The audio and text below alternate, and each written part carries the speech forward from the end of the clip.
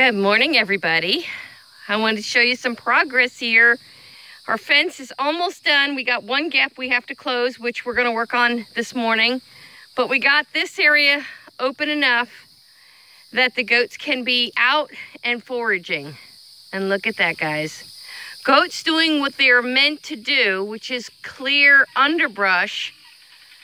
They love things like briars. If you have a blackberry patch you don't want, goats are the answer. And there are blackberries scattered throughout this. There are all kinds of vines, wild grapes, wax myrtle, which is called bayberry. And we found that to be very enjoyable by our goats. It's very edible. None of our goats ever has had diarrhea or what they call scours. And they do really, really well on this forage. And as you can see, this is just a small patch. They're getting all of that as well. All the way over to, I think, 20 feet, maybe 40 feet behind that shelter of theirs. They have more forage that's going to be available to them. Right now, they're enjoying this area. Over time, we have cut a lot of the trees out of this area to feed them. So the brush is at... Simba! She just crashed in the little brush pile. We are cleaning that up too, by the way, guys.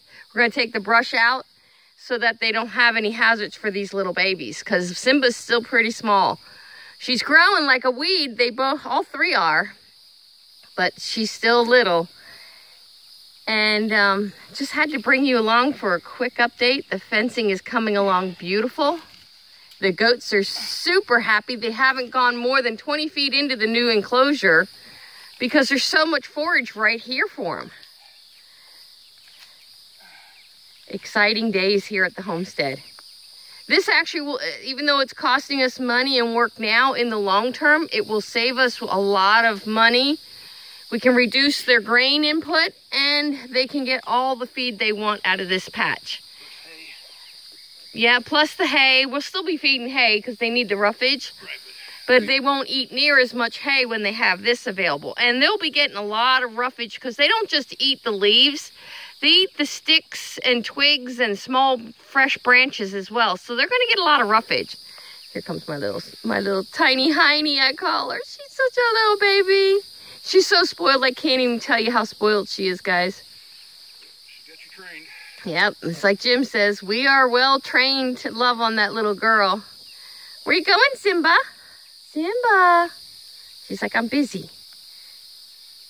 Simba and the twins are learning to eat grain. The little buckling espresso, he just gobbles it.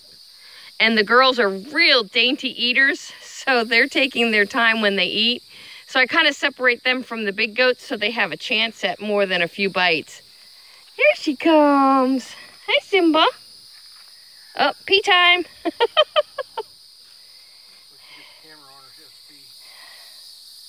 She's so funny. Simba, where you going?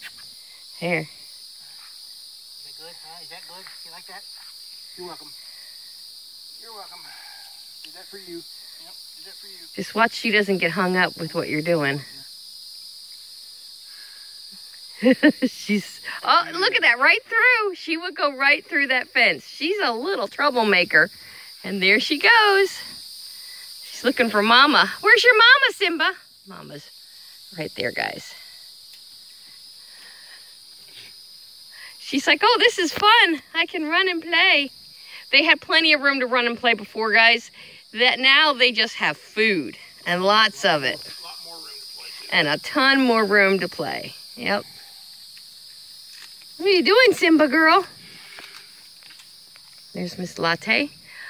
Latte, you're eating salt palmettos when you have all that other stuff. What's up with that? And the boys are right there, guys. So the boys are about maybe 30 feet from the girls, which might cause the girls to go in heat, but we'll have to just deal with it. There's my little troublemaker. Are you my little troublemaker? Are you? Are you my little troublemaker? There she is. There's my little sweet pie. Hi, Simba. She loves her back rubbed. She also loves to climb in your arms to take a nap, so.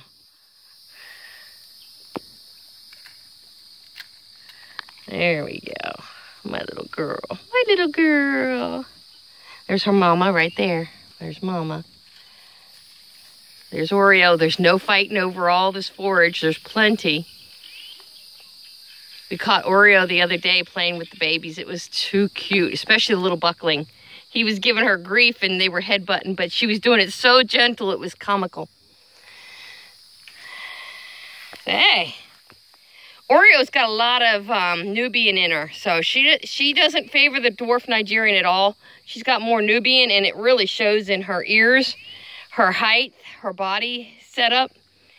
But all the rest are favoring, especially the new kids on the block here, the twins and Simba and Snickerdoodle, they favor their father, which has a lot of Nigerian dwarf in. So, all right, guys, that's the goat update. We're so excited. This is one of those moments where you say, oh, the work was so worth it, when you see the goats out on pasture enjoying what God intended them to enjoy.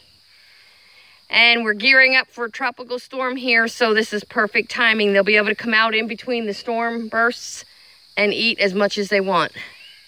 All right, everybody. Hope you liked the video. Don't forget to like, share, subscribe. If you subscribe, hit that little bell so you get a notice from the next update. God bless. Have a great day.